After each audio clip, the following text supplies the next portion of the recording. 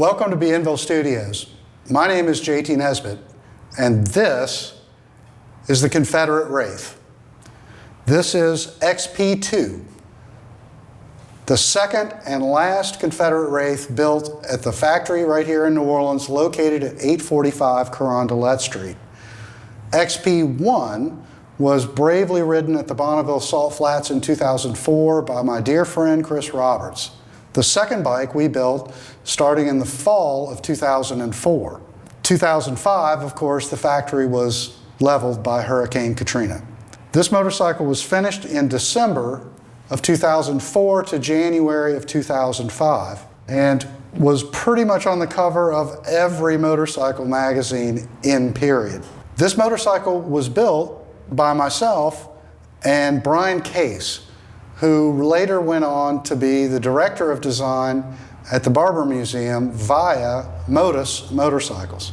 This is a very special motorcycle to me and to a lot of people here in New Orleans.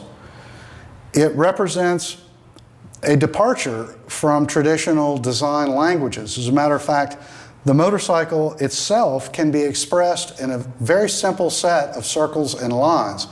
If you notice, the painting behind me that's been our backdrop this whole time has the hieroglyph of this motorcycle on display.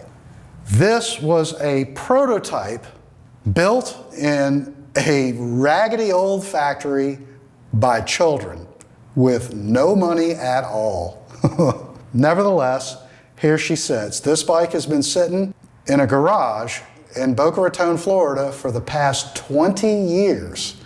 And I wanted to do a little documentation of the bike as it was delivered without doing anything to the finishes or even wiping it down. The man who owned this motorcycle, who bought it originally in 2005, did a great job of keeping it all together. Even though it's dirty, there are no missing parts. There are no modifications.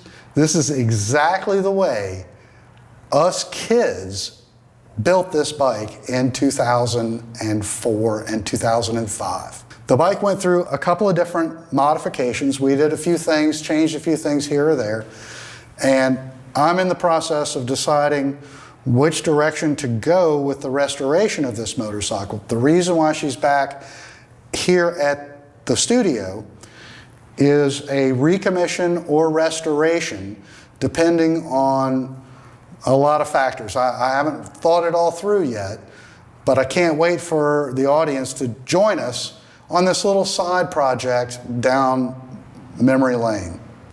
One of the interesting things about this motorcycle from a technical standpoint is the way the chassis is made. It's unlike any other motorcycle. This aluminum piece right here is a single continuous piece that wraps around the bottom of the motorcycle and up to the other side. Think of it as sort of a taco shell with the ingredients, the engine, laying inside the shell. This is true monocoque construction. This is a return inspired by John Britton of carbon composite as a structural member. And this is really the first time that I was able to prototype and develop a multi-link style front suspension, which really is vastly superior to a telescopic. It's something that I've been working on for the past 25 years, and here's the first example of that work. The backbone here is actually the oil tank.